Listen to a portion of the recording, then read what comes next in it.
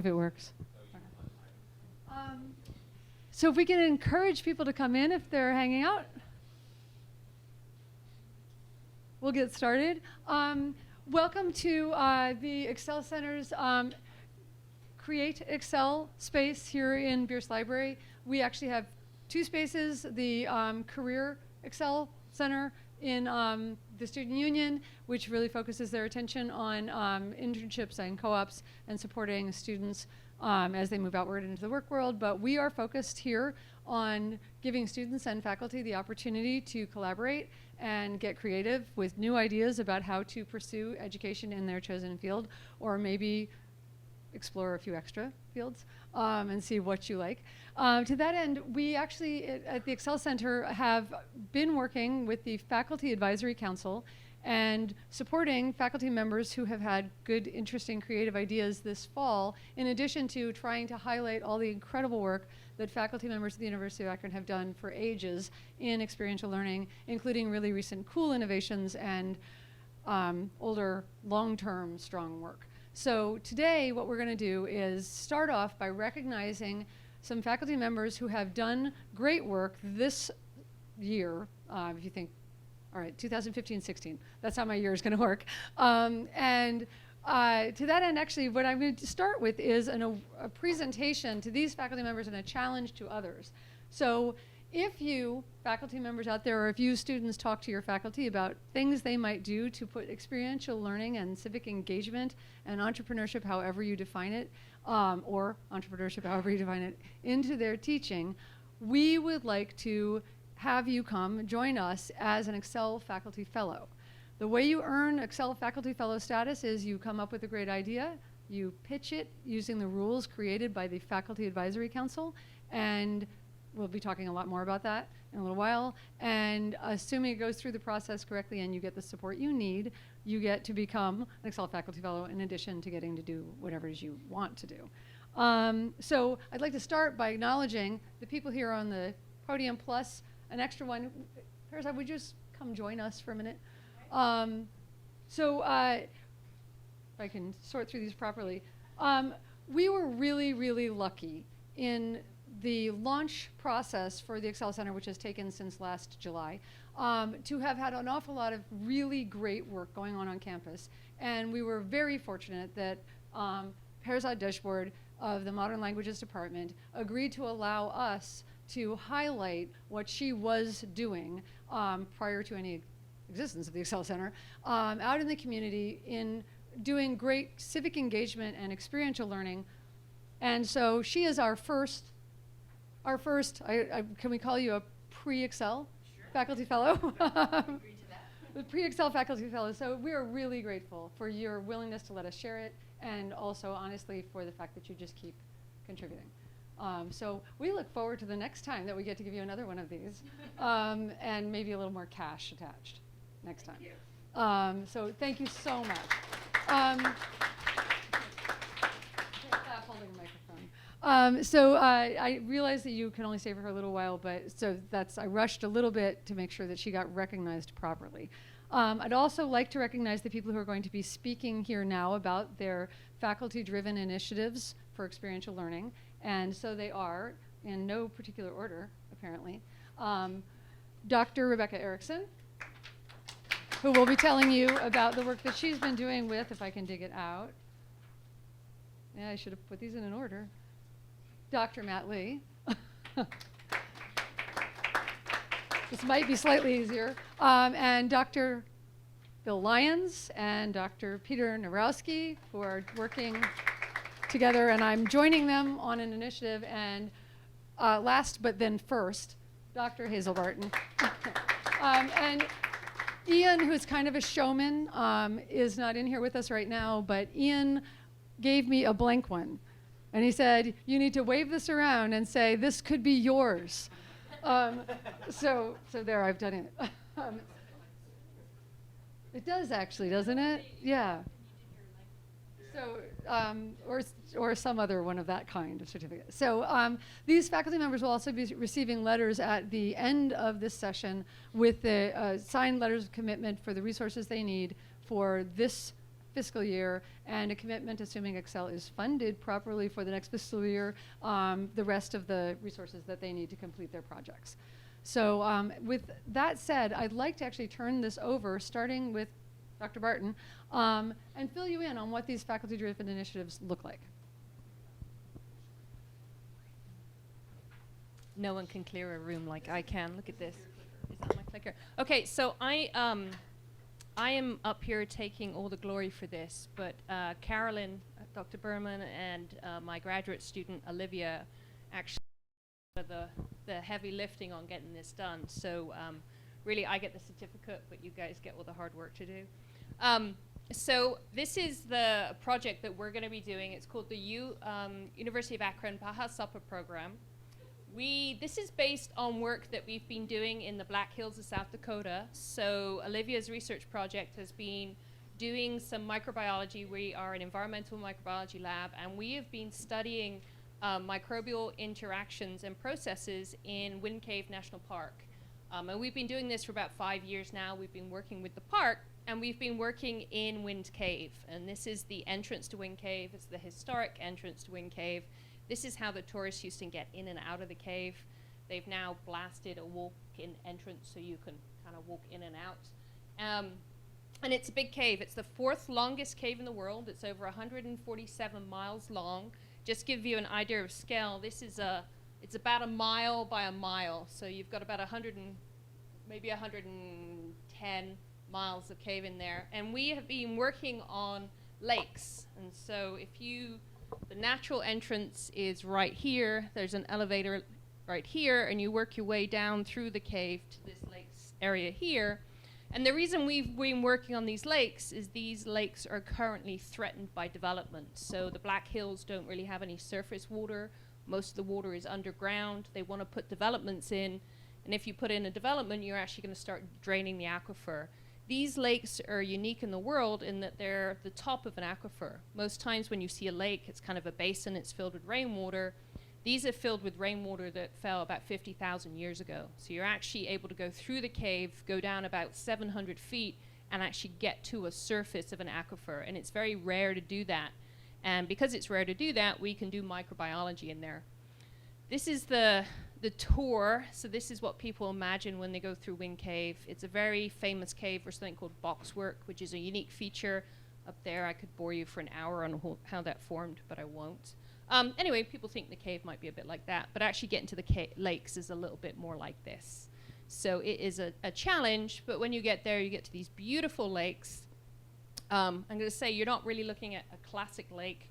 You're actually looking at the top of an aquifer that covers 7 states and supplies fresh water to a number of southern states. It's one of the primary aquifers that feeds fresh water into Texas. And we've been studying the microbiology there. Super interesting. Again, I could bore you for an hour with this, but anything that's in gray is basically unknown and new to science, and it has a much higher proportion of unknown organisms. So what does this have to do with experiential learning? The reason is that we were thinking about what we were doing out there and how we could bring other people who are interested in the Wind Cave environment. And the Wind Cave lakes are actually really important to the Lakota Sioux. And for the Lakota Sioux, Wind Cave is part of their origin story. In their religion, the people emerged from that natural entrance to Wind Cave. And so it's been really important to them, part of their cultural heritage. And also the Black Hills used to be part of their hunting ground. So we're working with school teachers in the Lakota school districts, Wounded Knee, to bring students from that high school actually into the cave, and they're actually going to be working with us in the cave and also taking samples from the cave into the classroom. So we're actually going to have these students working on projects in the cave. But the Pine Ridge Reservation, where this school district is found, is one of the poorest areas in the US. The graduation rate for high school students is about 43%. Less than 1% of them ever graduate college. The average life expectancy is about 47 years. The unemployment rate is 80%. This is an incredibly impoverished area. So we're going to not only be involving them in the research, but we're going to be taking students from the University of Akron, we're going to be training them in ACT and helping students learn ACT. We're going to be doing cultural sensitivity training, and we're going to go with the students out to the Pine Ridge Reservation and help them prepare for college, because a lot of this gap between high school graduation and getting into college is really because they aren't prepared to take the ACTs. So we're going to help our students take their knowledge and their understanding of their subjects and take that to the school kids. In exchange, our students will learn a lot about the socioeconomic issues that these students are going to be exposed to. So that's the UAC team. The Wind Cave Scholars are going to actually be students from the Lakota School District that are going to be going with us into the cave and studying it.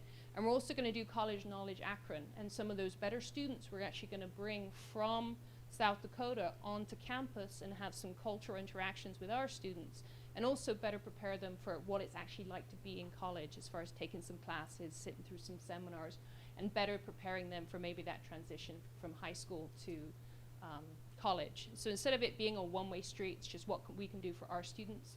It's also what our students can do for these kids. So that's ours. Peter, you're next. Yeah.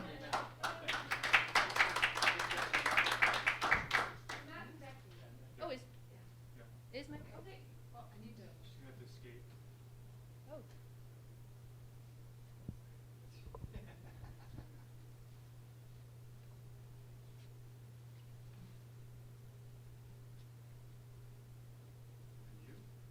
And then you're after that.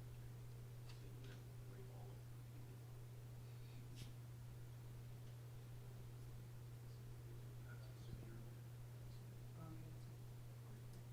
So is this gonna go?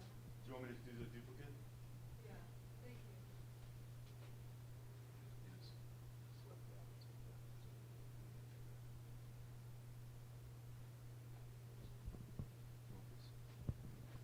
Yeah.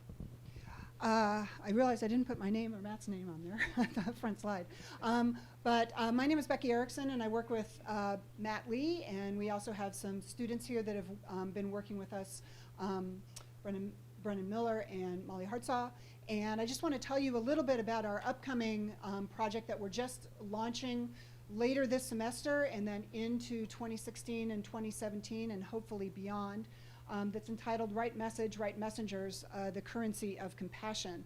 Matt and I have been working on issues related to what's referred to as compassion capability, which is taking the notion of sort of empathy and compassion that is usually thought about at the individual level, where we can be compassionate as individuals and put ourselves in other people's shoes and understand their experiences and address their problems and their suffering. And we take that as sociologists to an organizational and community level. And so that's really the goal of the Right Message, Right Messengers project.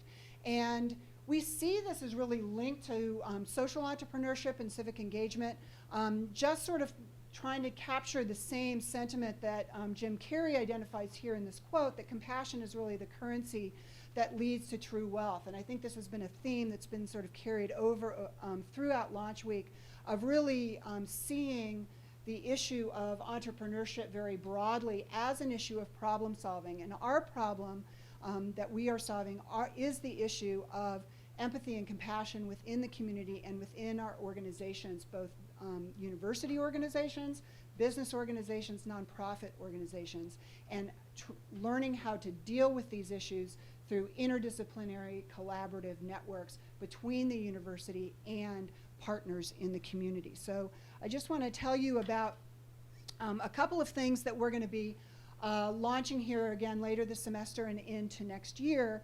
And the focus really is, again, on student-faculty teams that will be interdisciplinary across schools, so from the School of Art to the School of Health Professions to the College of Arts and Sciences, and really working to solve not the problems that we individually identify, but problems that have been identified within organizations and aspects of the Northeastern Ohio community. So again, it's really focused on having the University of Akron and our student and faculty members as being seen as resources for those in the community who have problems to solve, and they're coming to us and wanting us to help them solve those problems.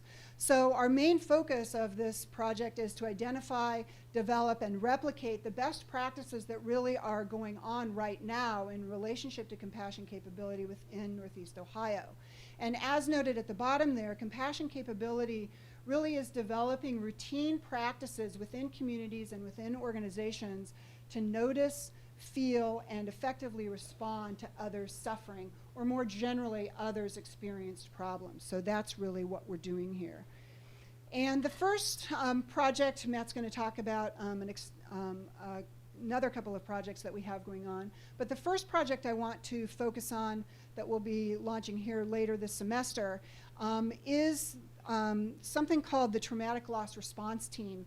And particularly it's being conducted currently and has been emerging within Cleveland, Ohio, between the Cleveland Police Department and a mental health agency called Frontline Service.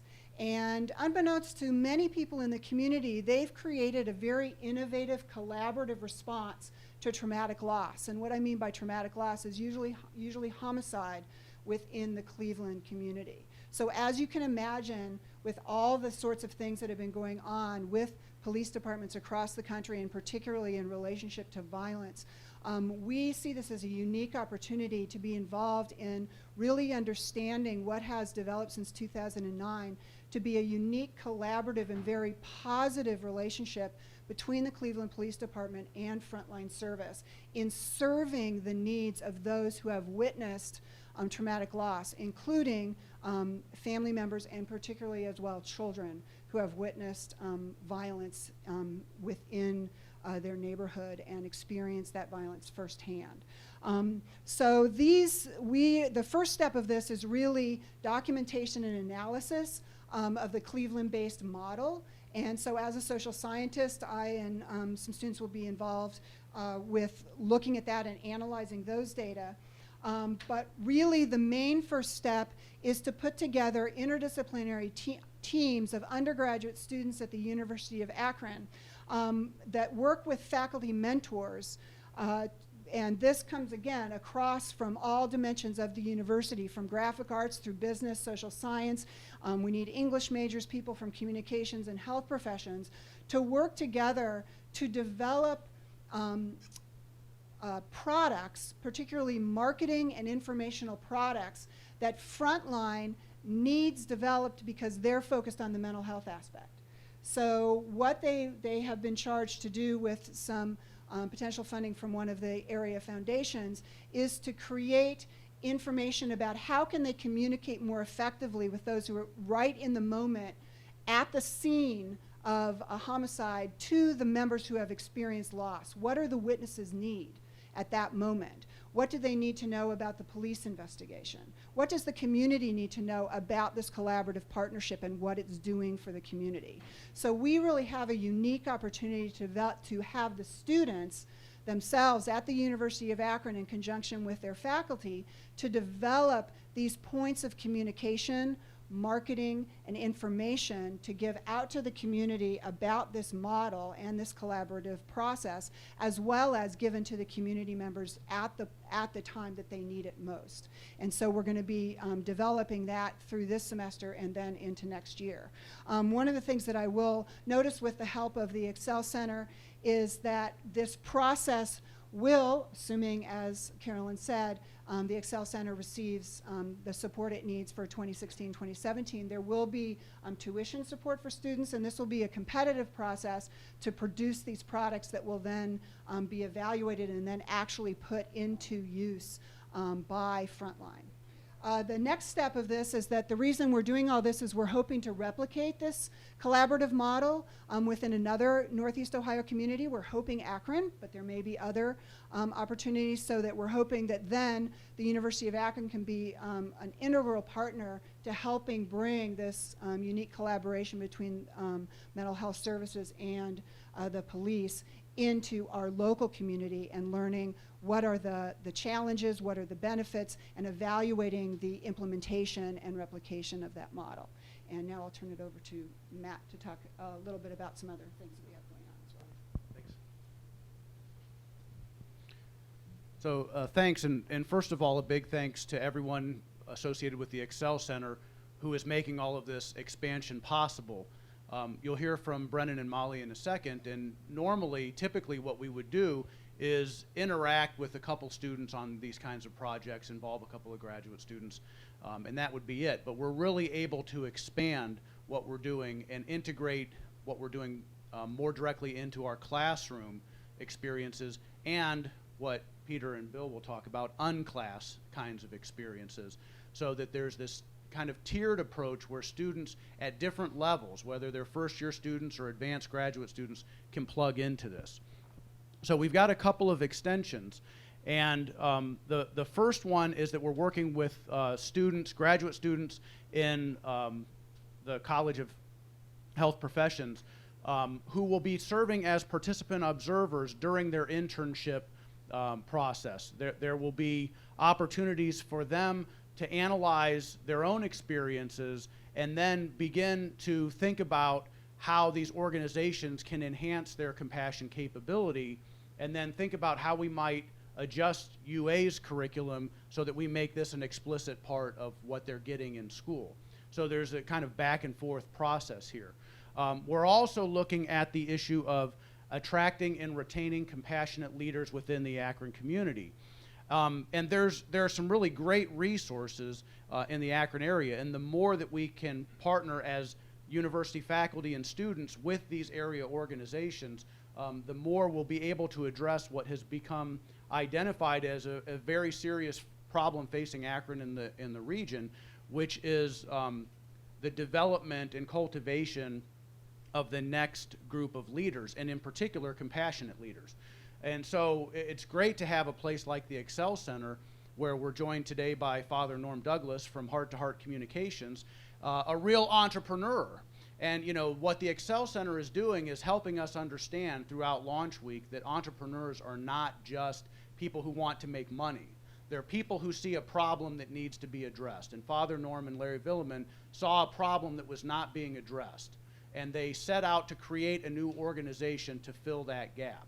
And what we want to do by plugging our students, again, at all levels, from the very first day they step on campus all the way through advanced graduate training, plug them into this kind of activity where the goal is to identify problems and come up with novel solutions. You can do that within the framework of existing organizations, and sometimes you need to think about creating new organizations. And so that's really, the problem-solving model is really what entrepreneurship is all about. So we will be collaborating with students, faculty, and community members to combine entrepreneurship and civic engagement to develop personal and community-based expertise in becoming value-based leaders. So the goal there is that, you know, leadership is not just what the CEO or the president or the top administrator does. Leadership is something that all of us need to participate in, and in fact, leadership is a property of a system. It's not just a limited role for a handful of people at the top of the organization. So we want to get people thinking about leadership as an opportunity to engage in compassion, which means solving problems, alleviating suffering.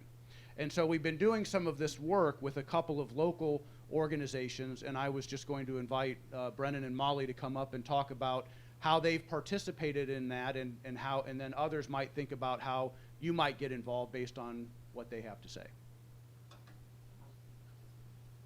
Molly, you want to go first, or? Yeah, sure. That's all right. Yes. Hi, I'm Molly Hartzow. I'm a first-year master's student here in the sociology department.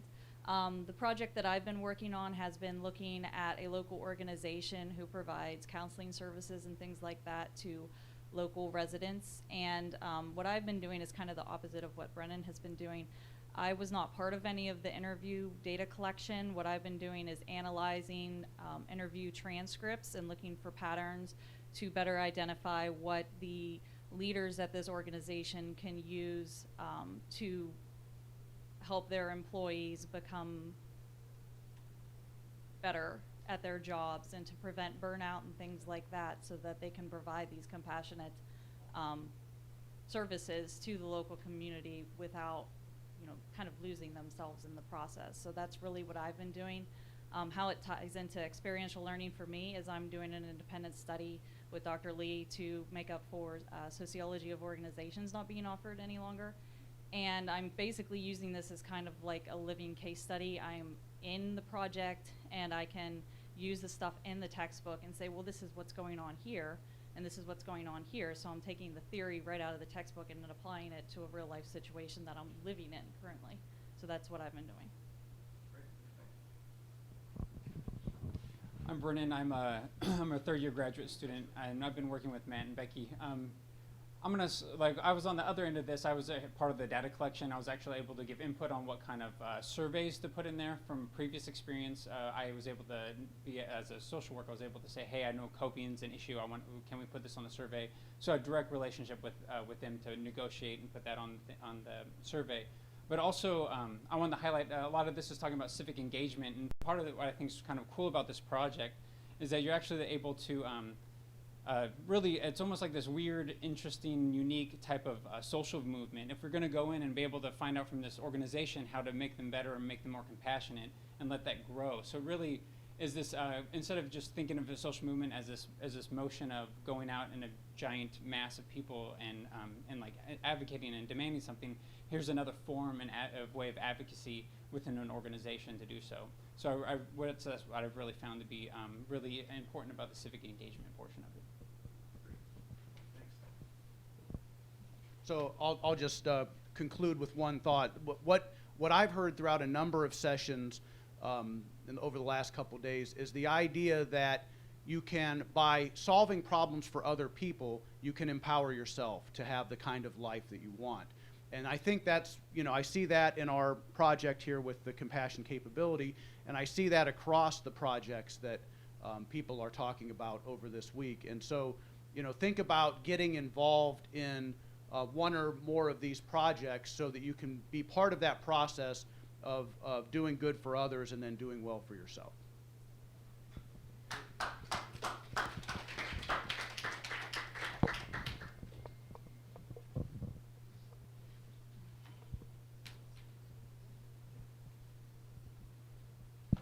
I'm gonna sit, and I don't use PowerPoint. I apologize. I guess I'm a dinosaur in that way.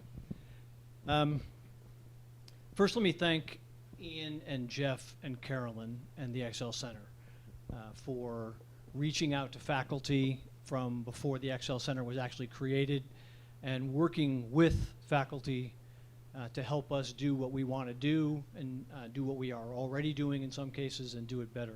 We really appreciate it.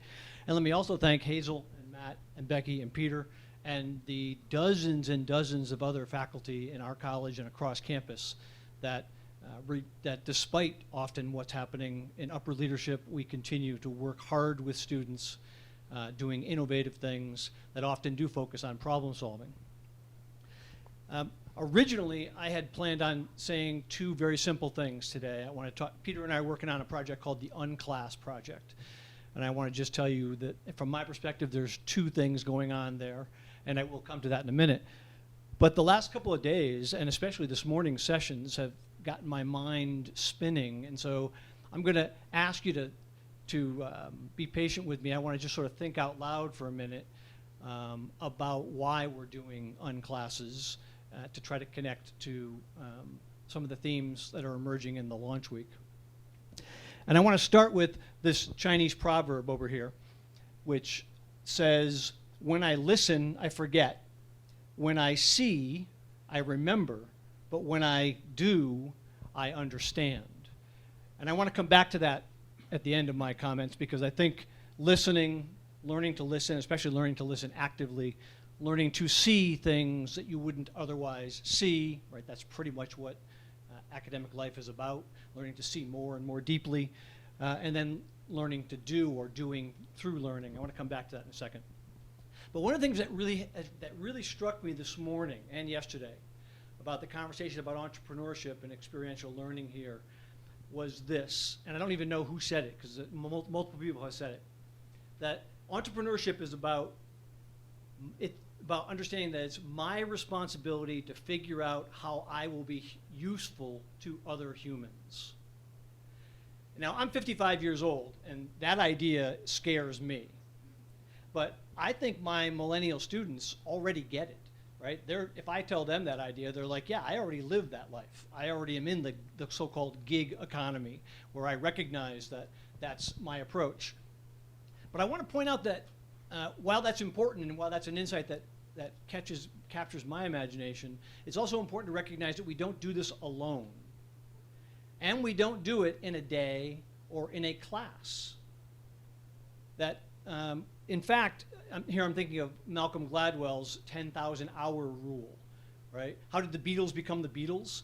Because they played at some crummy club for 8 years every night, 7 nights a week, and nobody came. But over time, they to use the language of science, they prototyped and experimented, and they became the Beatles, right? They mastered their skill, and it takes time and energy and prototyping and an ability to take risks. But by doing that, and that's the verb there, right? By doing that, which is what we're really about here at the Excel Center, and is really part of what sets the University of Akron apart, that we focus so much on applied learning and the value of doing it, right? It's by doing it that the Beatles became the Beatles, not by thinking about becoming the Beatles, right? They actually had to do it. And so for me, that then brings me to the Gandhi phrase that we throw around all the time, right? Be the change you want to see in the world. And I want to suggest that we often don't think about that and really understand it because we hear it so often. What it means is you want to enact the change, right? That there's change you want, and there are forces pushing back against you that are resisting that change. That's part of what Unclasses is about, that there are forces making it harder for us to help students get this kind of experiential learning opportunity. And so you want to enact where you want us to be, right? You want to be the change. You want to do the do at the end of C of listen, observe, and do. And that's what was his name? What Gary was talking about a moment ago, entrepreneurship, when he was saying, entrepreneurship isn't really something that you learn in the classroom, and he's in no way trashing the classroom, and neither am I, the value of the classroom. But entrepreneurship is not something that, the way he described it was, when I entered the tunnel, right, when he's talking about started my process towards becoming an entrepreneur, I didn't have entrepreneurship skills. I learned those by doing it, by being an entrepreneur, by taking a risk, by prototyping, by stepping out, and by talking to people like the Beatles did for 10,000 hours, right? So that leads me to what we're trying to do in the Unclass, right? The faculty that have been working with the Excel Center have been talking for now over a year about how important it is to get students to do hands-on work. And one of the things we kept coming back to was there's a lot of obstacles on our campus to doing that. And secondly, we're talking about sending students to work with Heart to Heart or sending students to work with Frontline, and that's good things. We should do that. But there are also problems right here on campus. And here I'm not talking about Buchtel Hall, right? There are problems right here on campus that we can get our students together and have them work on figuring out a better way to do recycling, figuring out how to do, and in fact, that becomes the question that we get to, right? One of the things we want to do in the Unclass, we want to ask the students, what do you see as problems on campus that you'd like to work with other students to try to resolve? So we can use this experiential learning opportunity to improve our lives, our community here on campus. So now I'm coming to what I actually had prepared to say before I even came here this morning. There's really two reasons why we want to do this Unclass thing. One is we want to bring students together in problem-solving teams to do the kind of hands-on work that we're referring to in the proverb that Gandhi's talking about when he says, enact the change you want to see in the world, right? We want to bring them into problem-solving teams because that is where you, in pretty low stress, low anxiety contexts, get to be introduced to and then practice and then master the kind of transferable skills that you need in a gig economy, right? You're not gonna, it's not, the best case scenario is not you're working for some big company and they ask you to do something you've never done before and you master it now, right? In that really high stress situation. We want our students to go out and be on problem solving teams, work with other students, practice, be introduced to, practice, reinforce these skills. so that they can focus on the problem with the expectation that the paycheck will follow, rather than focusing on the paycheck. And here I'm just stealing a quote from Jeff Hoffman, but focus on the problem and expect that the paycheck will follow. So the first reason that we're doing the unclass thing is that there are some concrete skills we want to focus on. They're mostly only achievable when you focus on real problems and roll up your sleeves and figure it out, right? Einstein said we wouldn't call it research if we knew what we were doing, right? We don't know what we're doing. That's the whole point. So unclasses are kind of exciting in that way. At the same time, the second reason for unclasses, and I know I'm way over time and I apologize, but second thing, and this is the last thing, is that trying to do this on campus, and here I'm treating our campus as any large bureaucracy. Trying to do this on campus, there's no box for that, right? There's no category where you say, how do you bring students together from across different colleges to solve that kind of a problem, right? That we don't give credits for that. We should, but we don't actually know how to do that yet. And so the second reason we want to do the unclass project is while we want to take this pilot of working with students to address real problems on campus and have that be a vehicle through which we can reinvent how we do things on campus and create new boxes for doing that on campus. And that's why we're calling it the unclass, because it might not be a class. Like we hopefully will come up with something where you'll get credit, it'll be transcripted, it'll help you get a job and make you a better person, make you a better husband and a wife, and find a cure for cancer. It'll do all kinds of great things, but it won't actually have come from a class. But we don't know what that will look like yet, so we're just calling it the unclass. So that's my introduction to the unclass, and now Peter will finish the unclass conversation. Thanks, Bill. So you mentioned dinosaur and that you're 55. And I have to say that the first thing I did when I came in here is I rushed over to the table and I took all the bottles off of those discs because I was afraid somebody was going to lose data. So that's my frame of reference for the day. Yeah, the floppy disks. These used to hold, these PowerPoints. Only small portions of. Yeah. So anyhow, and you set the bar like so high, solve the world's problems, be better husband and wife, and so hopefully we can deliver a fraction of that. So what I want to do is just follow up on the idea that Bill presented, and does this thing work? Follow up on the ideas that Bill presented and give you a little bit more form around the idea. And tell you a little bit about what the unclass is about. So the next slide has a video, and I would like, do you guys control the audio back there? I think it's just set up right through there. Okay, because I would like the audio to be. You have a headphone back in there. It should be playing through the Oh, Loud or low? I want people to be able to hear the audio. So. So is it just coming through the laptop, or is it? No, there's a. Okay, great. As long as that headphone jack is in there. So, and pause it for a second. Okay, so please pay attention to the audio. So the audio is not superfluous. The images are good too, but pay attention to the audio because I'll come back to it and refer to it. That's it. I know how to beat him. Listen up. Use those big brains of yours and think your way around the problem. Look for a new angle.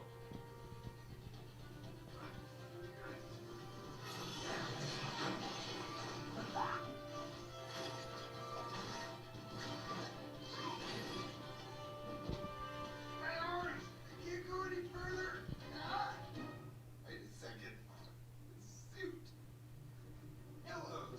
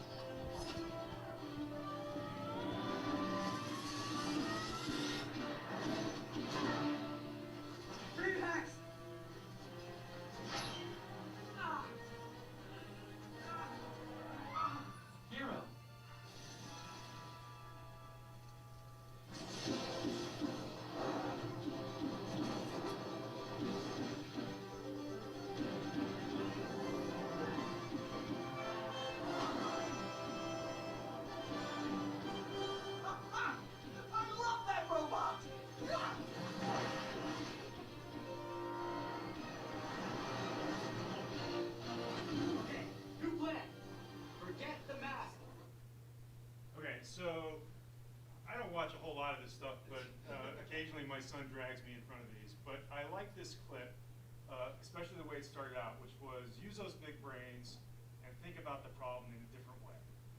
And then also where it ended, which was we're together, it's a team, we got lots of different tools we're bringing to the show, and we got a new plan. So in a way, it's more than metaphor. It's actually the sorts of ideas that we, a small number of faculty, Carolyn, Bill, and others that you've already met, started talking about the Excel Center and what we could do that would be different and complementary to the things that are already being done. So let me take a step back and set the context for this unclass thing, which is really about creating teams that are driven by energy, passion, creativity, that embraces the main threads of the Excel Center, which is entrepreneurship, creativity, community engagement, experiential learning, all those things. Those are happening lots of places on campus. We want to do more of it in different ways. That's what this is about. Students come to the University of Akron and other universities and colleges like this place for lots of different reasons. One of those reasons is that there's an impact on their future in terms of the kinds of money they can earn, kind of living they can make with a bachelor's degree, and their probability of being unemployed or maybe even underemployed.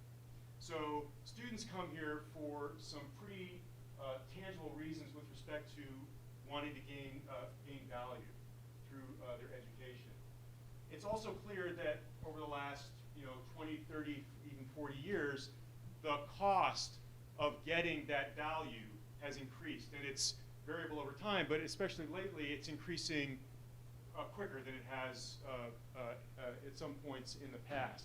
To the point where now the average student across the country leaves college with a degree, but with something like a $30,000 debt. So there's value here, but it's getting more expensive to get that value.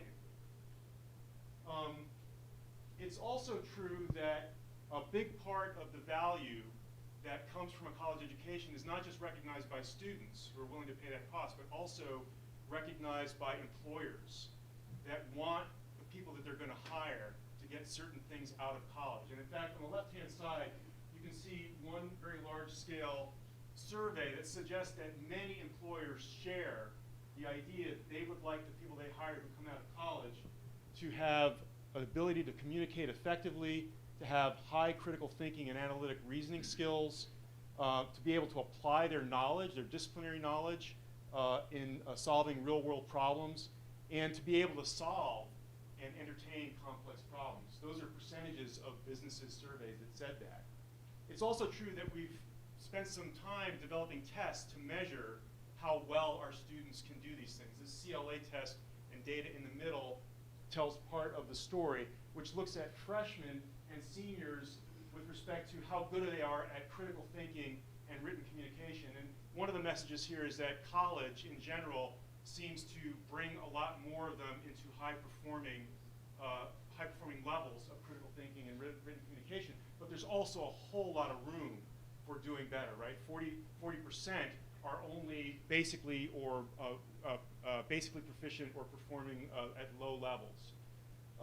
This thing, which you can barely read, I'll just point out a couple things on it, I think to me is the most interesting. It's a survey which surveyed students and employers and asked them, how good do you think you are at these things? So students reporting it, and then employers who hire these students reporting it about their students. And the light blue color are the student responses, and the dark blue color are the business responses. They're all lower for the first thing, but if you look at some of the metrics, written communications, 65% students think they're very good at that when they get out of college, and the people that will be employing them, 27% of the businesses think that they're very good at that. So there's a whole list here that goes to some of those skills that we've talked about, and it provides an interesting contrast in not only the value, but the perception of how well we're delivering that value, how well the students are doing, and what the people who will hire those students think about that value. So it's also clear from the recent generations of students moving through college that they want a lot out of their college and university education because they want a lot from life. And they want more from work, for example, than my father wanted from work, which was just to earn a living, basically. They want great work-life balance. They want to be paid well. Students want to be paid well. It's not that that's not important, but they also want that work to be interesting. They value that almost as much as how much they're being paid. They also want an organization. They want to work in an organization that shares their values, and they want to contribute through their organization and through other activities in their life to the betterment of society, to doing good work. So all of these things came together in our minds in a loose way, but with more clarity as we got closer to the launch of the Excel Center, to suggest this idea of creating the unclass. And so really what the unclass is about is a non-traditional way to enable students and faculty and community members, partners, to make a difference not only that will lead to students mastering these skills at a higher level and more consistently, but also to addressing and working on finding solutions to problems that we share. And so the sort of equation, the way that I think about this in simple terms is, if we can get students and faculty from across the campus to work together in those interdisciplinary teams that Becky was talking about, and we can put them together with community partners that share interest in problems that don't recognize the borders, the boundaries of our campus and the city, for example. And we can have them work together on addressing challenges in a kind of skunk works that's made up of interdisciplinary faculty and interdisciplinary students to find some solutions. We can not only get to solutions, but we can get to this skill set and improving the number and performance level of our students, not because we replace the things that already help them do that, but because we add a new dimension, right? So this is not about changing everything by replacement. It's about changing outcomes by adding complementary sorts of vehicles like the unclass. So it's about being the change as Bill described, and where we are at this stage right now is that, we have the idea and we have the framework and we have the bureaucratic and administrative flexibility to put these teams together. And so what we're searching for now is to find faculty who are interested in doing these kinds of classes, but we also have a current set of faculty that are ready to pilot one of these classes. And so we're looking for students to suggest ideas, those challenges that we want to work on, so that we can begin to sort ones that we would select together and then pilot the class in the fall. So I'll end there, and thanks for your attention. Bill and Carolyn, I don't know if you guys want to add anything.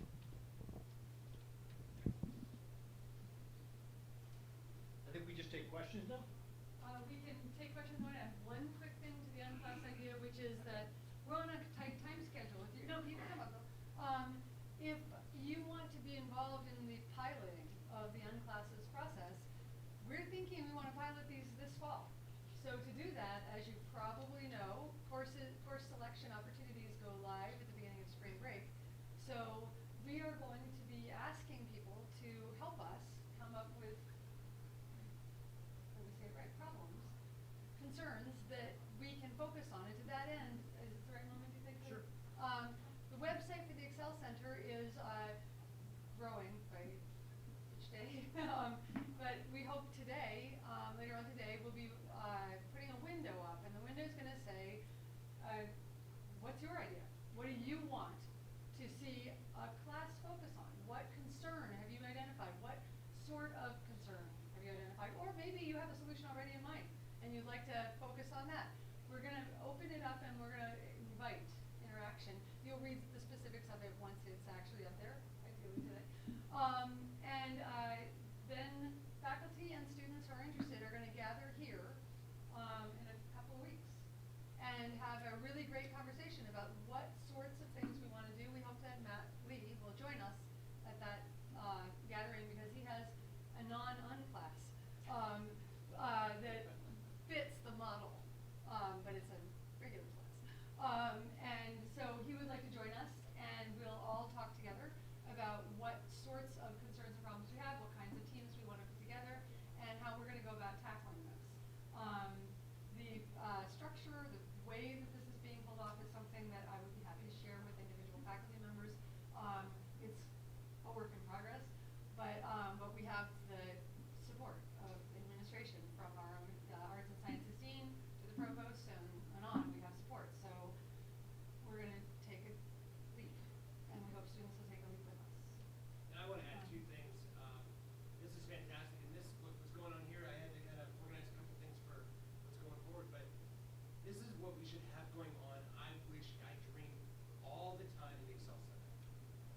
situations like that, ideas like this, just using the space for such creative, incredible inspiration. It's just, it's remarkable. For those of you who don't know, this is the Excel Center Resource Director in Schwarber.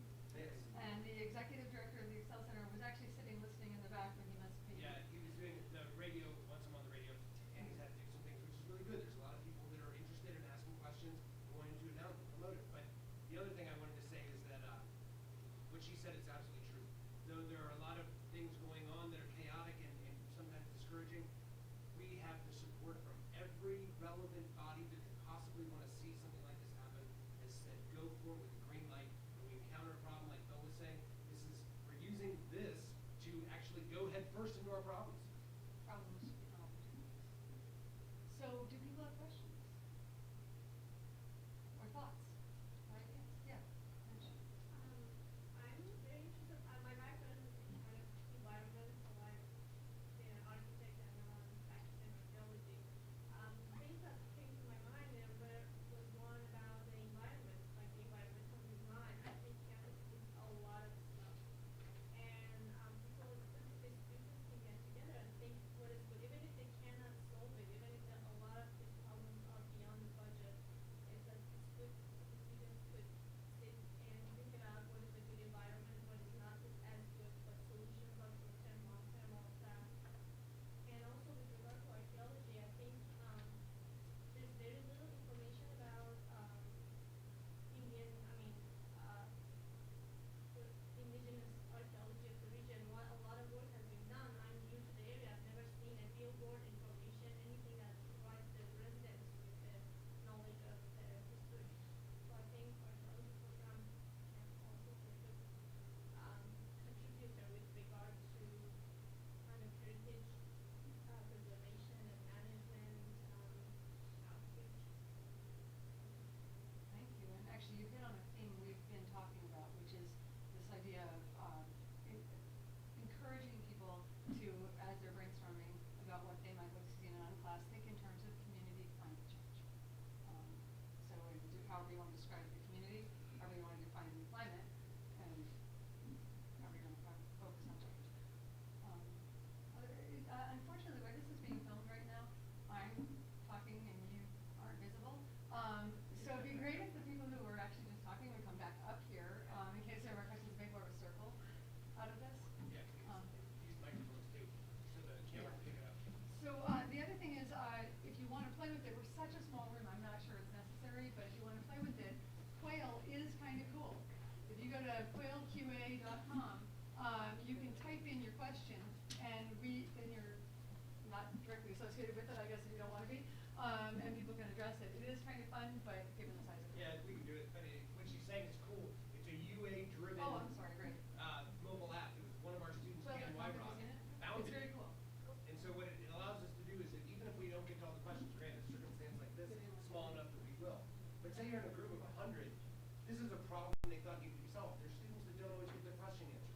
Well, through Quail, the people get all the questions, and they can address them later, and they understand what people are thinking. It's just one small example of just what's possible by people that you run with. You may not even know what they're up to. Well, and professors, as long as you're here, I hadn't really appreciated how cool this might be for classroom activity until I tried it. It's really simple, it's really clean, and it's a great way to get different kinds of conversation learning in the classroom with the help of the phone, assuming your students have this kind of phone, which of course is a different kind of discussion. So any other ideas or questions you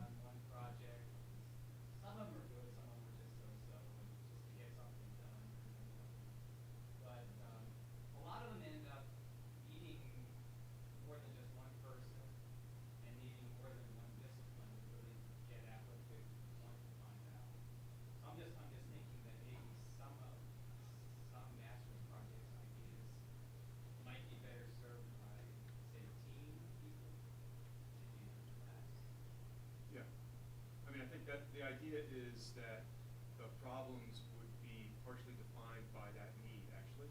That it would be clear that you wanted to have cross-disciplinary interaction, not just with students, but also with faculty and then faculty and students. So that means in this scenario, the students are engaging with each other in real time for an extended period, but the faculty are as well, and not one faculty at a time, sort of in the traditional way that team teaching happens on this campus, but rather in real time, bringing those disciplines together. And I think that's what we've thought about in terms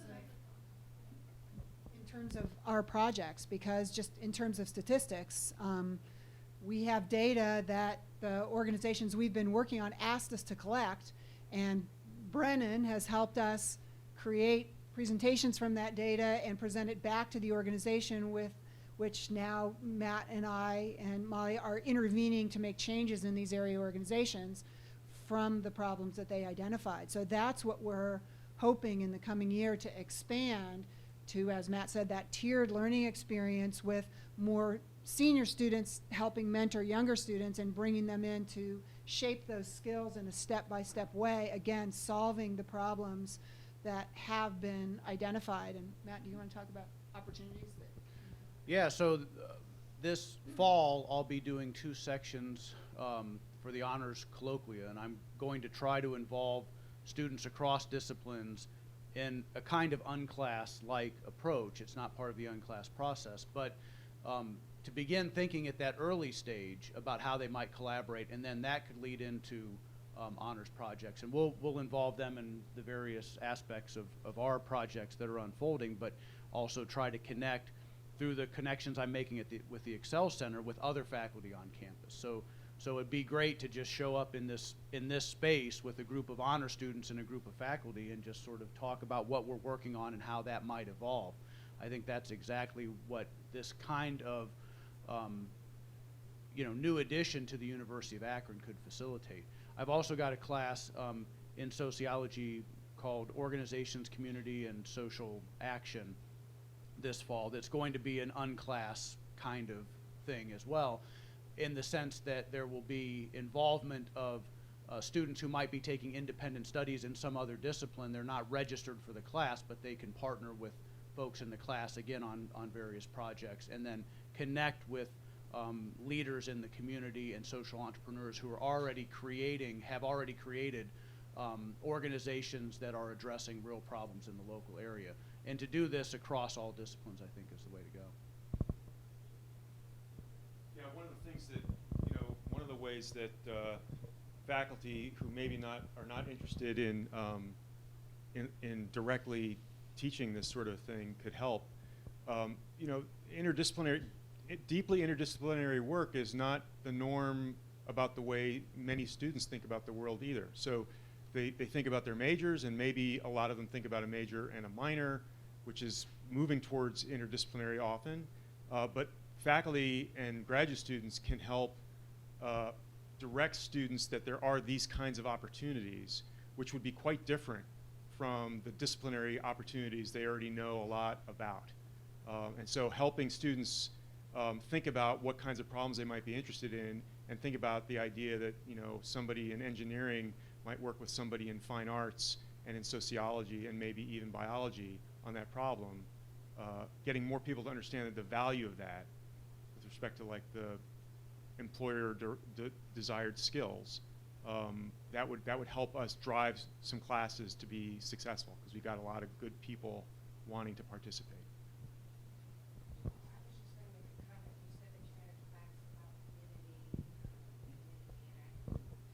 Yeah, the class is Organizations, Community, and Social Action. Well, there's an organization here in Ohio called the Ohio Organizing Collaborative. Okay. And Mario Cooper lives here in Akron. He is the director of that organization.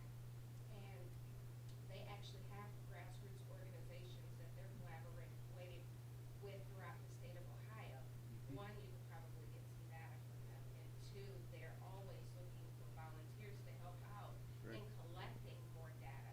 So that might be something. Can you say the organization again? I'll say it in a minute. Ohio Organizing Collaborative. the Ohio Organizing Collaborative. Great. And again, this is the kind of thing that this space will allow us to share this kind of information and build on what's already present in our community. That's great. And that's really what we need. We'd like DeMario to see the University of Akron as having the resources to help out. So coming to the Excel Center and saying, hey, this is the problem we've got going right now. We need some help collecting these types of data, or we need these. We need some volunteers to make this happen in the community. And so this will provide that set of opportunities and, you know, some sort of space and time for students and faculty to pursue those things right away and to make a difference right away and feed into that skill development and helping the community along the way. Well, I can give you definitely a list of organizers in the area that are actually and have been for the last 10 years or so working on specific issues that are affecting and impacting this community in particular. And someone, I believe it might have been you, said that you were working on a program with Frontline and the police in Cleveland. I have organizers up there that are working as well on different things, but there's a group here in Ohio, in Akron, called the Minority Health Center. And Robert DeJeanette, who's with SUMA, is actually working with that program as well, and they're collecting data that is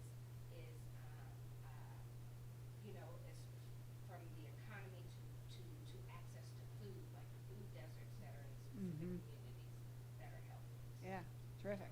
Really terrific. I'll be emailing Mario and Roger. Yeah. Yeah. It's great. I'll play you. Obviously, I've talked to a few bit about this, but your comments on this issue of self-awareness, because what I see today, whether it's the students or the wider community, excuse me, just getting over a cold. One, people being aware of their strengths, but also underneath it, for all of us, ego issues, fears, insecurities, us, them kind of thinking. You see it. I don't need to bring it up more than just say what's going on politically in our country today, but what's going on in us. And so your thoughts about how what you're doing can also foster the kind of self-awareness that helps people get in touch with their blind spots or the kind of issues that keep us apart because of what's going on in here that's not named and dealt with in a caring way.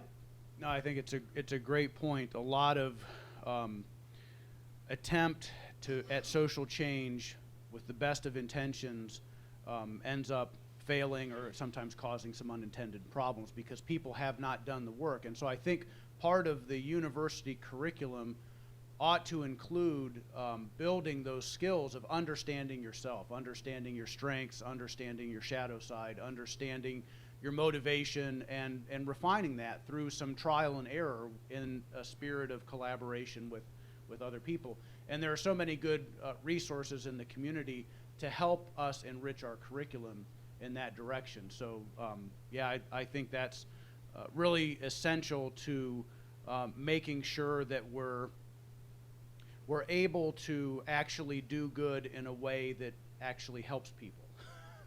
A lot of the attempt to bring about positive change backfires in some cases, and so really linking the personal and the social in that way, it requires some skills, and there are people like you who have these skills who can help us do that. So, yeah. So I just wanted to speak to that because that's actually critically important to what we're doing in South Dakota, because these communities don't need another bunch of do-gooders coming in and feeling good about what they've done, what they've accomplished, leaving, but nothing culturally changes for these people. So the program that we've built, we went into the community and you know, we have to be very careful. There are a lot of cultural issues that we have to be aware of. We basically say, what do you want? And this whole program that we built, it's never really been about what we wanted to do and how we can enrich what we're doing. It's like what can we do? And it's got to be a cultural change. It's got to be led by the communities that need that change themselves, and not what we think needs to be done. So I think that and Carolyn's been fantastic about that, is how do you integrate that cultural sensitivity, because it's a massive learning experience for our students to recognize that, because they're all high energy, want to go in, want to do great things, but then, you know, for these people in these communities, that's the last thing they need to see. And so it's been really important that we integrate that, and I think that's one of the most valuable student things that the students can learn as being part of the program. I originally came here as a guy who studied policing, and your comment makes me think of one of the things that we've learned in studying policing over the years.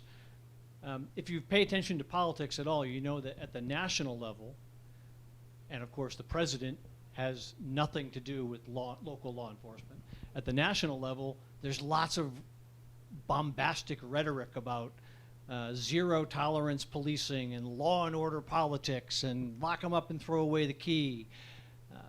But when you move down to the local level, right, so this is similar to your question, right? When you move from this abstract, I'm not connected to anybody question, to actually I'm on a problem-solving team and there's other people sitting across the table from me. When you come down to the local level, it doesn't matter if you're Democrat or Republican. If you're working in a city or a town and you're trying to deal with law and order questions, that rhetoric doesn't help you at all, because you recognize that you need to do more than just lock them up and throw away the key if you want to actually help your community. And so we see that when you actually bring people together to work with people that are unlike them in problem-solving teams, when we do experiential learning, you learn more than just political science or biology. You learn that, oh, women can actually do stuff. Oh, this person who has a different color skin than me can actually contribute to the team, right? Lots of barriers drop away because you're very concrete when you do it. And those sorts of symbolic abstractions that work on the political stage or at the national level just don't even make sense anymore.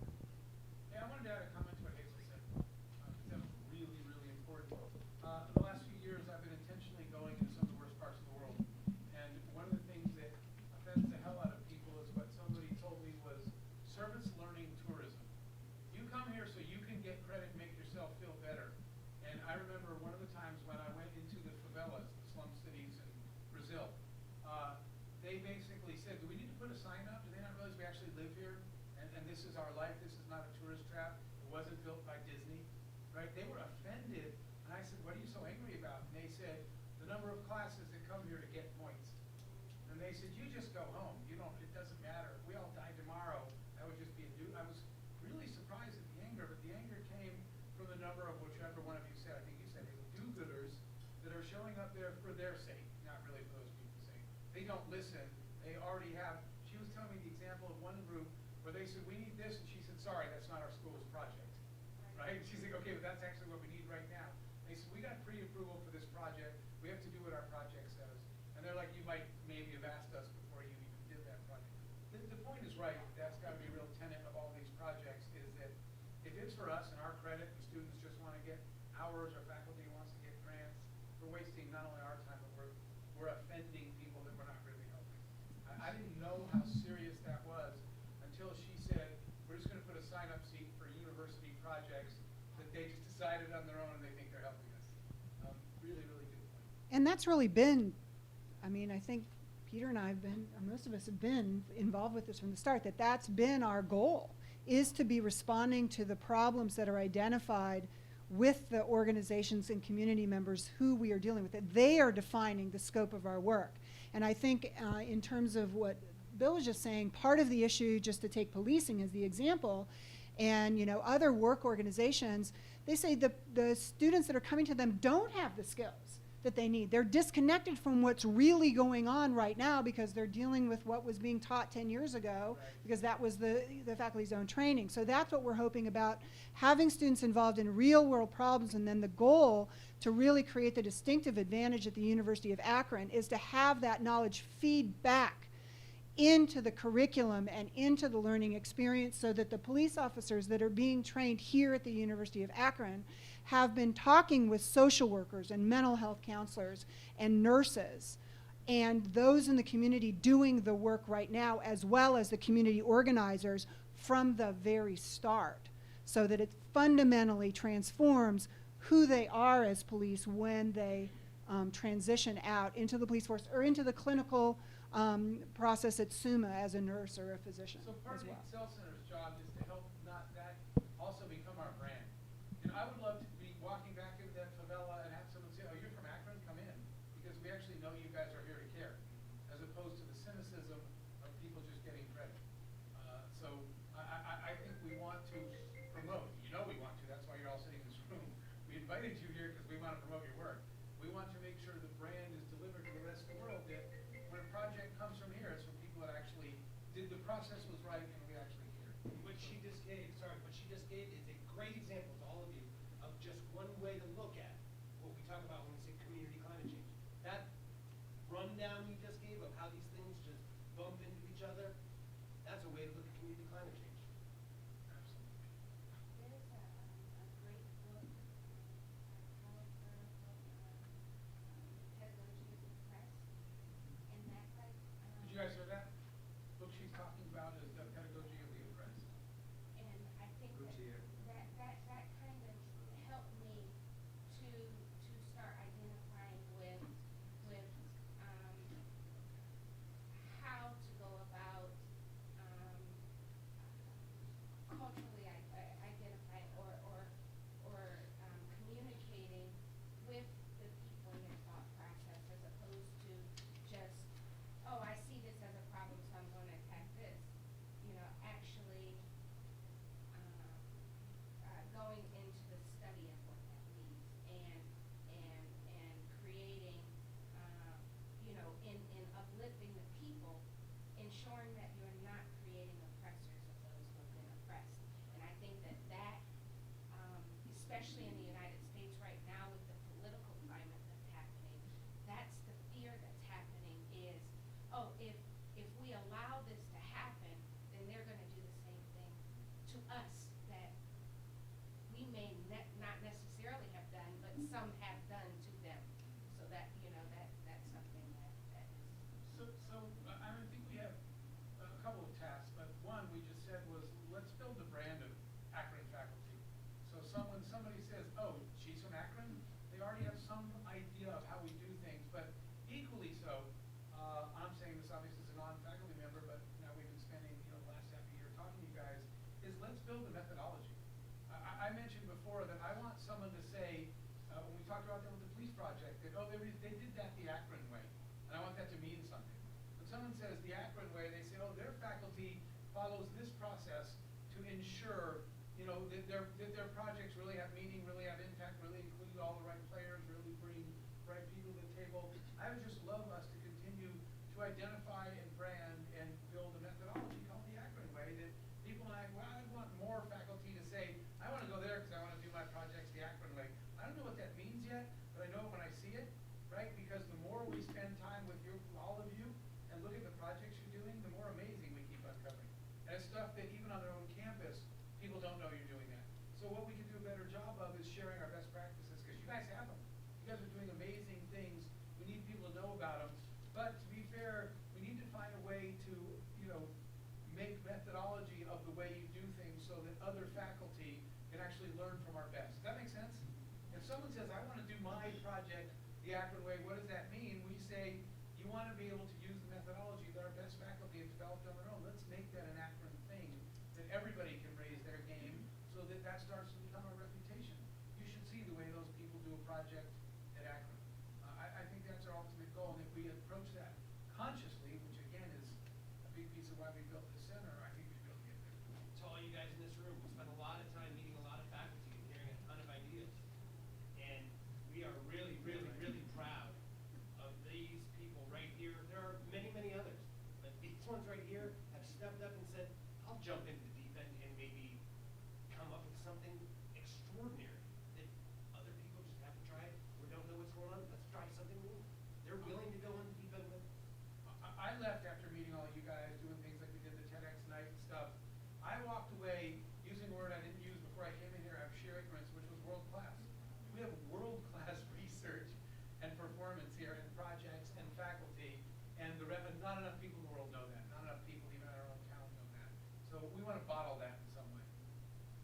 So you all, it's about 1:30, and we actually have, if you can stick around, an ongoing conversation about really great things that are going on campus in terms of experiential learning from other faculty who are here. The next set, but we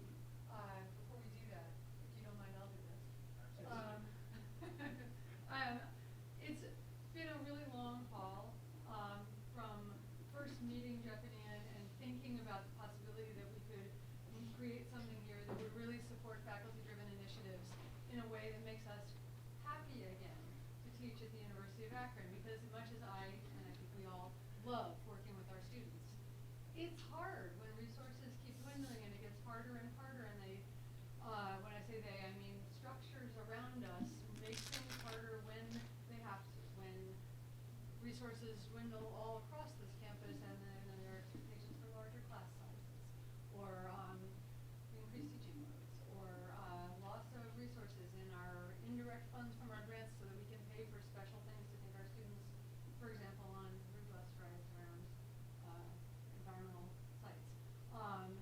It's wonderful to be working with faculty like these, but also to be working with people who can just get it done and get the resources together. So it is with a lot of satisfaction, and I'm going to hand over letters right now with dollar amount commitments and requests for what account do you want this money to go to, so that we can actually get it done. So it's a lot of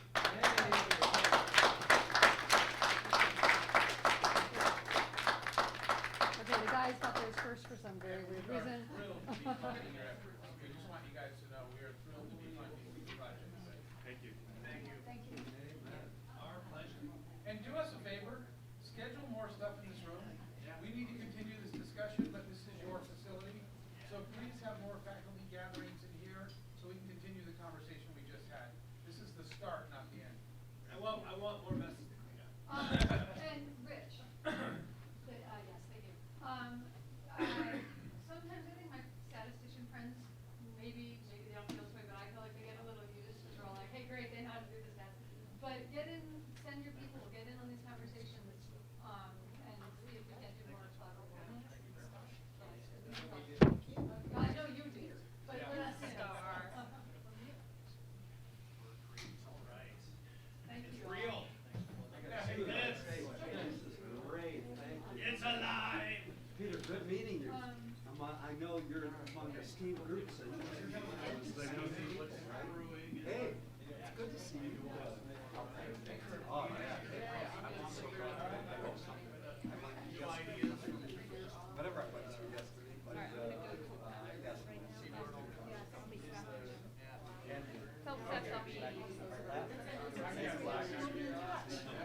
And then our last university, 5 days in a row, they're all Sunday, Monday, Tuesday. I have some liberation.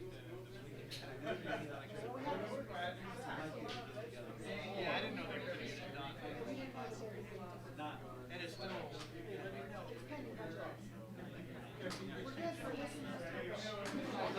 No.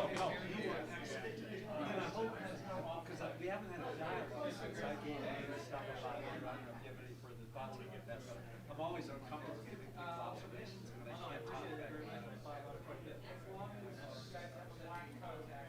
But you'll usually take over and say, oh, then you before this, got you in line by the phone. Well, you know, it's interesting. And I was looking at it, trying to remember, but every time we kept talking about the University of Akron way, you know, I was saying, how do you way? How do you describe it? You can't define it. How do you look at it? And there's interesting parallels. I mean, I'm excited about some coming together with some of this stuff. I'm on this page too, so okay. Well, yeah. Hey, we'll let you go. Good to see you. Thank you. I know. Yeah. Keep talking and talking. I know, I guess I get to be. Suffer through hearing me again. Great. First visit. Check these out. Oh, this is the coach actually. Yeah. I seen this the other day. That is. I was like, that's a Chinese proverb that says, when I listen, I forget. When I see, I was telling her, it's like, when I do, I understand. So you're saying Essentially, although I like the fact that it doesn't say listening and observing That's what I want. I is want not to valuable. I want to give away. There are steps towards doing, but this is where understanding. I'm not sure if they're a real thing already, but like. Yeah, that's what I was. Yeah, that's why I put it there. That last one when we started. Did you stay for the whole thing on Wednesday? I stayed until until they were done on the stage. And then Yeah, I left.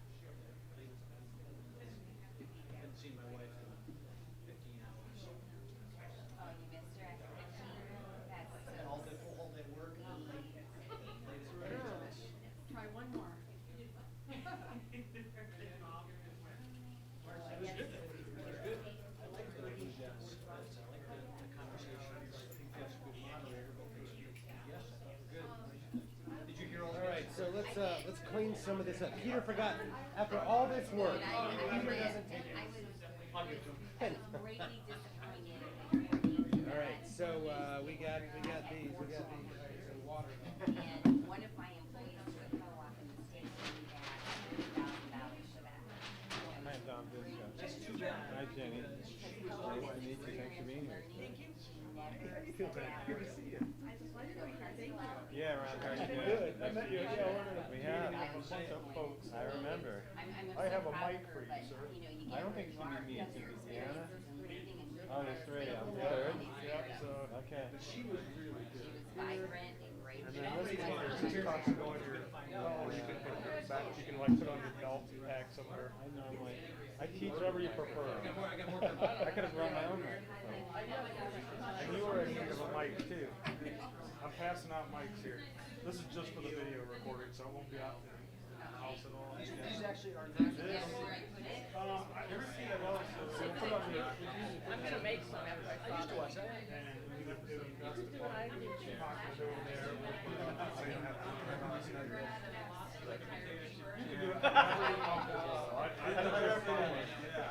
As long as I can hear you, that's how to do it, you know.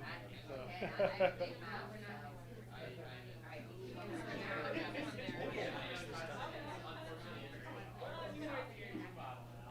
What do you think of these chairs?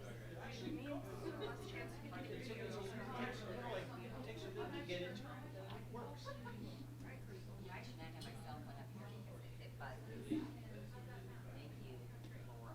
What's Tyler gonna do? What is it? My kid, he's so spoiled. This is the high school. No, he's a freshman here. Redshirt. Yeah. That's why I haven't been in it. I call it next year. I really think my way down. Oh. I haven't been to the game this year. I've been too busy. Although I can't go to Oh, Ken? That's my wife's birthday. That's a good reason. She is definitely not a sports fan.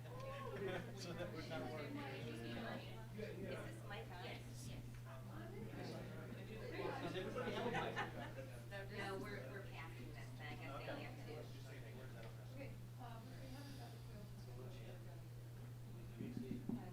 If you have missed any of the Excel things, I have missed many. They're online. But the one, yeah, they're all recorded online. The ones I have gone, said John Zogby, and then the one this morning with Gary, somebody, Chris, very well,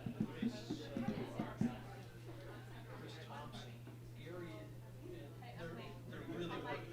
Those two. Guys, bear with us for about 5 minutes, getting all of our technical stuff lined up. We don't want to miss a word. He's a pollster. Great information for Lyons. We got more water coming. That coast is. I saw It's gonna Zogby. help us understand our students. Tuesday night on TV. He's like, yeah, he's got me from Akron. I don't know why he's Akron today. And he was fantastic. Thanks for coming in today. Awesome, man. Really killed it. Yeah, it was really great. You know, it's funny, Courtney told me before she said, I really don't like to public speaking things. I really don't. She was very vibrant. I was like, whoa, man. I came down to her. I said, are you joking? She's like, about what? I'm like, not really enjoying this and things like that. I was like, oh my God, I can't wait to see when you feel like you're really good at it. Oh, take your time. Take your time. You're all right. And the Purell guy was Gojo? Yeah. He's an elusive guy, man. I've tried to get him to lock down like 10 times. And finally, you know, he was like Yoda. Yeah. And I was like, oh, this is actually smart. And when I say he's elusive, it's interesting because the reason is because he's always kind of opportunistic. You're like, it's real out of this. I gotta go to California. I gotta make sure that yeah, he's cool. And I'm getting to know him later on. He's actually got an insane sense of humor. Does he really? Insane. You know, he's the real driving effort from the driver. Go to the restroom. He'll be good. I think he does. The value of co-op. You know, one of the things about it that I thought was fantastic was, it's really that private entity, private sector really driving that bits and outs. He's really not giving up on that. I mean, he's definitely done a lot of work to get it back. He's really saying, we're doing this. If you need money, tell me, I'll get it. Things like that.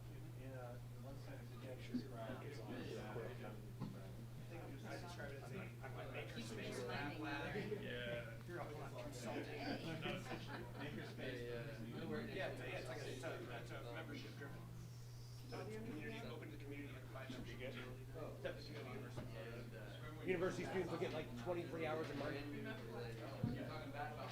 then if you want to go over that, then you have to count it late.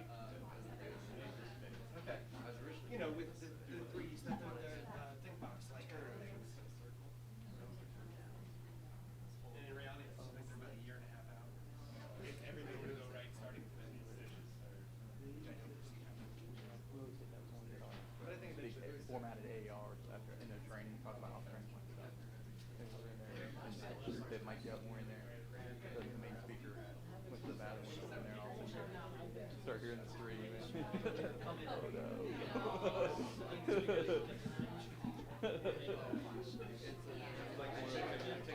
Anytime they mic up, I got so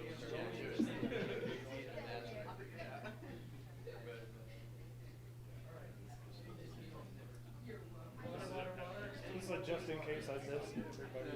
Yeah. Everybody. Do you want anything? Yeah. This is all just a little micro SD card. Record audio, sync it up later.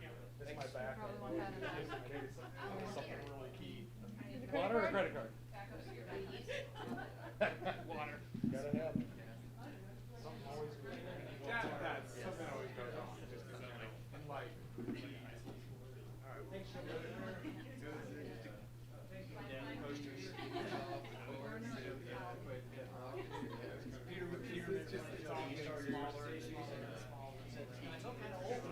The first thing I did was I went and grabbed all the water bottles off the disc because someone's going to lose their dad. I was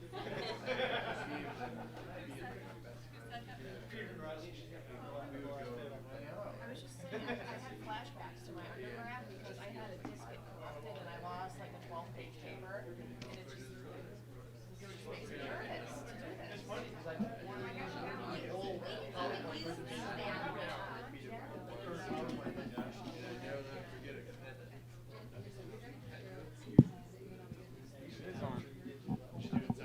The nightclub mic. That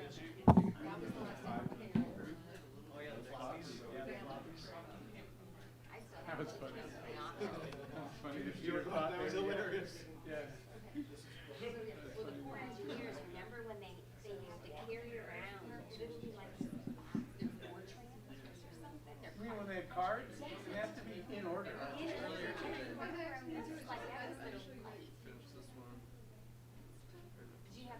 Forbes, you ready? No, but I saw somebody drop a box of them and then use every word possible in every slang from every language. Okay, we're going to go ahead and get started. We are going to talk about, I'm going to give you a little background though. We're going to talk about best practices.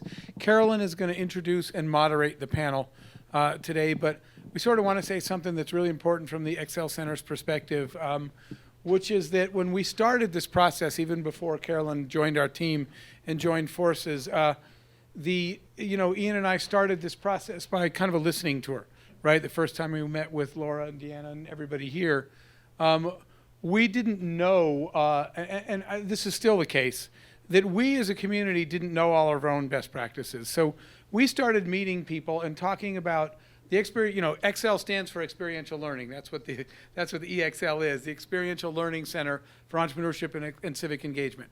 So the task was, let's go make sure we maximize the amount of experiential learning opportunities we have for every student on campus, and the number of external relationships we as a university have. So what we found out quickly is that we have a big disparity across campus. We have colleges and programs where we already do this in an unbelievably efficient and productive way. And then we have parts of the campus that we don't have access, and we're not different than other campuses. Think about this. What's the internship opportunity for an engineering student? It's a little more obvious than it is for a history major, right? What in arts and sciences and history majors and other areas, what internships do we create? Different colleges were at different levels in their ability to provide a wide range of experiential learning opportunities and internships, et cetera, to their students. That's normal. But what we said was, the good news is there's lots of room for upward improvement. We can figure out what our best practices are and share them across the whole campus, because we have some really best practices. We're doing some things really, really well. We just want to do them equally all over campus. So that was our mission, was to help do that. The Excel Center's mission was never to try to manage anybody else's relationships, to try to tell people what to do, or to duplicate anything. What we said was, let's find best practices, share best practices, and figure out ways that we can distribute them so that students, regardless of college or major, have more equal access to opportunities. And I hope that makes sense to everybody. So that's what we're here to discuss today. And we're going to let Carolyn introduce the panel and moderate this discussion. But our goal is to spread our best practices as equally as we can around campus. So Carolyn? Hi, thank you. It's a real pleasure to be able to get to do this, in part because there are people on this panel that I've only known for about a month and a little bit, and people I've known a really long time. And so old friends and new friends, but I have to say the people I haven't known long have taught me so much about what's gone on this campus that from the perspective of a faculty member in arts and sciences, I didn't know. And seeing what they do, and we'll learn more about it today, has taught me about how to model internship concepts in ways I did not think about before. So this is a real pleasure. So at the far end, we have Don Visco, who is in engineering. Full title, I don't. Our Associate Dean for Undergraduate Studies in Engineering. Because we're webcasting all this, it's not just the people in the room. We are. Everybody mic'd up? No. There's another. Okay. There's a wireless, I want to make sure right. you guys talk on the mic because one, we're recording and two, we're webcasting. Thank you. But we still need that for the. You're on. You're on. So I'm sorry. So first of all, Dr. Don Visco from the College of Engineering. Next to him, Dr. Bill Lyons from Arts and Sciences, who is in the Political Science Department, but also serving in our Dean's office. And then Deanna Dunn, who is also College of Engineering and who is, from what I can see, the go-to person. If you want to know more about internships and co-ops at the University of Akron. Next to her, Laura Carey, who is the Director of Career Services here at the University of Akron, and Laura runs a fantastic ship, even when her resources are reduced. She's got a great team of students and people working with her, offering career opportunities and career resource connections to students. And then next to her, someone I just met, literally today, and I'm going to make sure I say your last name properly, Nikki Grambo, who is with the sorry, get you guys wrong, College of Business Administration, so CBA, here at the university, and I don't know your whole title. The coordinator of internships. Coordinator of internships here at our CBA, and learning more about what's going on at CBA is very important to me in the Excel Center, so I'll probably be asking you questions.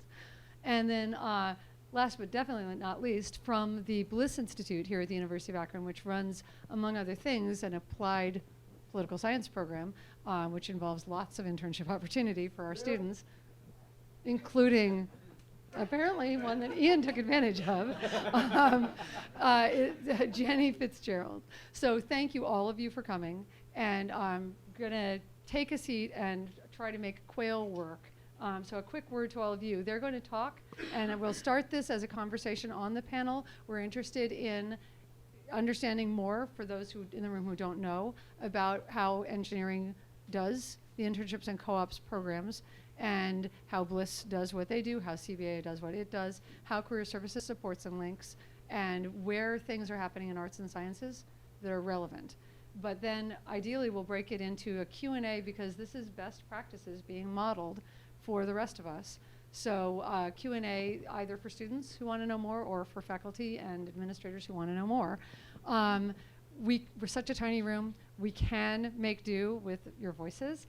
There is, however, a University of Akron created app called quailqa.com. It's at quailqa.com. If you go there, you can log in using EXL, all caps, and you can submit questions that then will pop up for me as the moderator, and it'll actually facilitate the microphone problem in here as well.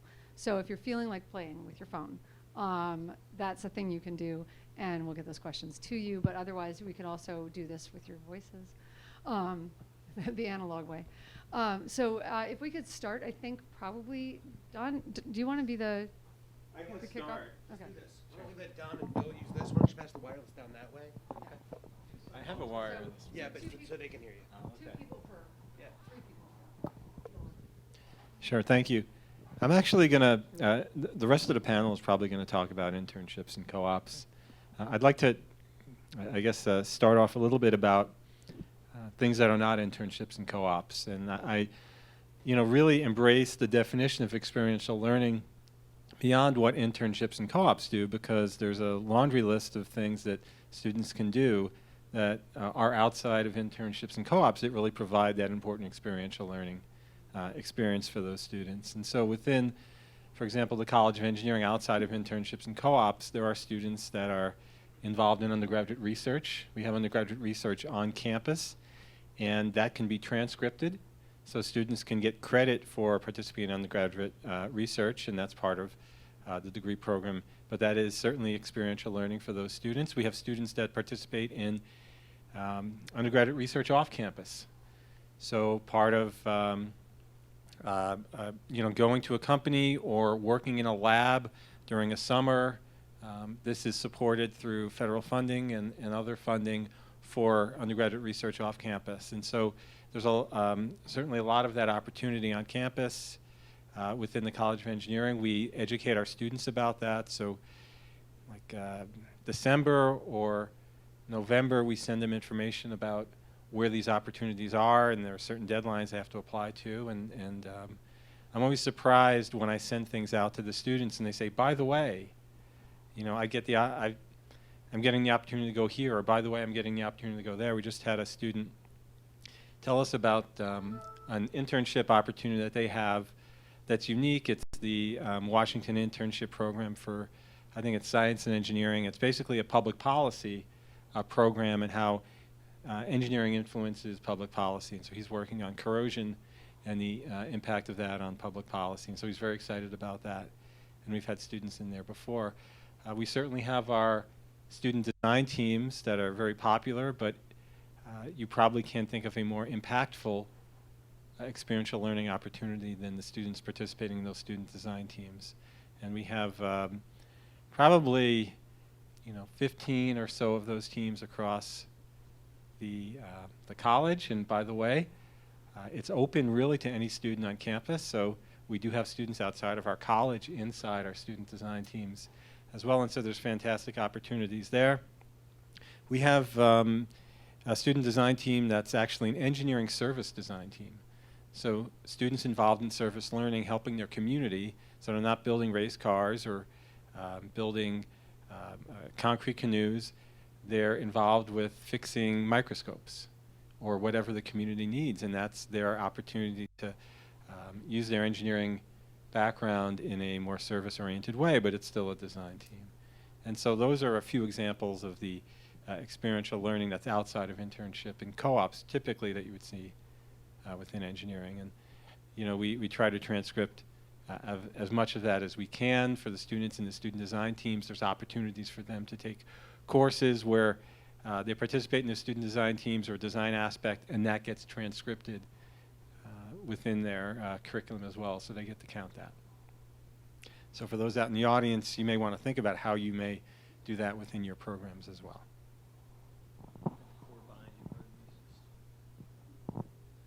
Thanks. I'm in the College of Arts and Sciences, and we're an enormous college, so we do lots of different things. Our biggest experiential learning component is so big that we have another person from the College of Arts and Sciences here that will talk about that. So the fact that I'm not going to talk about Bliss is not an oversight. It's that Bliss will talk about itself in a moment. But we do lots of other things in the experiential learning category as well. Just last night, my wife and I went to Hedda Gabler at Dawn Theater. And our theater students, if you don't know, put on amazing performances all the time, regularly. And I only learned about that because Carolyn and I and some other faculty in the room started working with a theater professor, and I discovered this amazing stuff that they do. We have concerts on campus all the time, and I only learned about that when my son did a BA in jazz piano because I was forced to go to his performances. But then once we went the first time, we realized even though this is a student's midterm exam or whatever, it's a very experiential learning opportunity. They're performing just the same as they would out in Carnegie Hall, and they were amazing. That wall over there was produced by a student group on campus. I'm not sure if they call themselves a company, but they're almost like a company. They're in the, are they? Yeah. So it's in the Meyer School of Art. They're called Design by Nine. If you've been to the atrium of the College of Arts and Sciences building, there's a similar sort of, what would you call that, a mural, similar sort of a mural in the College of Arts and Sciences building and elsewhere on campus. Design by Nine does amazing work. Our college houses study abroad. Not that we're the only ones who do it, but we have the Department of Modern Languages, which is always the heart and soul of study abroad. And we would like to expand our study abroad opportunities as much as we can. Carolyn is one of several she's in my college, one of several faculty members in my college who work really hard with communities on service learning projects, which is in a form of experiential learning, where students go out and work with communities on problems the communities define. Maybe she'll have a chance to tell you at some point about her Mason Elementary School food project, which I always find fascinating because the research, one important part of the research was the students had to pick through the trash every month and weigh it and decide and sort of figure out who was eating what at different times. So service learning is big in our college as well. I direct the Center for Conflict Management, it's one of my hats, and over the years we have created internships. These are just a few, but one time we created an internship where half a dozen students over the course of a year were working every day in one particular battered women's shelter in Akron, helping them to develop an internal conflict management program for the women and staff in the building. We've worked with Akron Summit Library System to create an after-school conflict management program because they discovered, the library came to us and said, a lot of kids in this neighborhood, this is one particular library, a lot of kids in this neighborhood after school don't have anywhere to go. They come here, they cause trouble. So we turned that into an opportunity to not only have them not cause trouble, but to help give those kids some skills that they can use as they move forward. The previous panel talked about working with Frontline in Cleveland or the Lakota Indians in South Dakota. So that's one thing. That's what our college does, a wide variety of things. I just want to give you, sort of paint a picture of the variety of things going on in our college. And then the second thing I want to mention is I met Don and Deanna and others because Don is the head PI on a big grant we got where I was asked to help our college try to replicate what they do in engineering, to try to embed the co-op experiences that they provide for their engineering students in departments in our college, in part because frequently the companies that take engineers also would like someone that could work in HR or can do some computer science, or they may need students with other skills. And so it was a reciprocal relationship. And so in doing that, I started working with our applied mathematicians and discovered that they were in fact already very active in this area. And so we are working with them to embed co-ops that are not exactly the same as what they do in engineering, but Deanna was really the inspiration that for them about how they structured it so it would be close to what they do in engineering. And so that grant has provided us an opportunity to expand co-ops that look very much like what they do in the College of Engineering, and we hope to be able to do more of those as we move forward. Hi. So I believe in not only every student having the opportunity to gain a degree, I believe in career readiness, life readiness. And I think the strength in our college, and I've had the fortune of being in co-op for 38 years here, is that we do that in engineering. And I've always said that across the campus, every student should have something, to the likes of what we do in engineering. Co-op is 102 years old in our college. Is that right, Don? 102. It's extremely integrated into our academic curriculums. It used to be optional, and in 1979, no, it used to be mandatory in 1979 and went optional, but because we have the support from the top down, from the administration to the faculty to the advisors of our co-op, even though it's optional, the curriculum is strongly geared for co-op, and so in many aspects, it's mandatory without the wording of it. Experiential learning, co-op is always paid, so it is a disadvantage sometimes with those disciplines that may be industry. I personally feel every industry, if they get a young student, there should be some type of pay. But leaving the academic classroom, it gains those skills that are so critical. And the thing is, in every single discipline, whatever experiential learning a student gains, they're transferable. Every experience that a student gains while they're getting their degree helps them with their career choices, with their day-to-day. So I can't help but to say I'd be so supportive to help Laura and her staff just with any other major, because, I mean, Nikki, they have their own thing going, but across the campus, the integration or the implementation of some type of experiential learning is I think, critical for every single student. I've watched 38 years of students grow, and what co-op is they leave the academic classroom in our curriculum 3 or 4 times, and we're traditional alternating, so they alternate gaining additional coursework, then they leave, and then they work for corporate USA, government, hospitals, research. They gain the relevant day-to-day experience, then they come back, gain additional coursework in the theory, back on co-op, and so they alternate school with work. Their resumes in our college, the first month of classes, they do their freshman resume, mainly for us to see you need to grow. Most of those resumes are very weak. Some students have never worked. And so we challenge them that by the time they're a senior, we want their resume to grow in every category. And no matter what experiential learning, whether it's the design teams being involved in an organization, Habitat for Humanities, research, study abroad, working part-time, they grow as an individual. And so that's what we care about. So I would love to make in the career services area more strength and in every aspect of this campus. Thank you.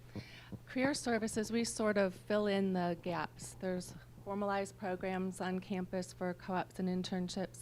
In career services, we help all other majors that don't have a formalized program find something that would be considered relevant learning or experiential learning to have on their resume.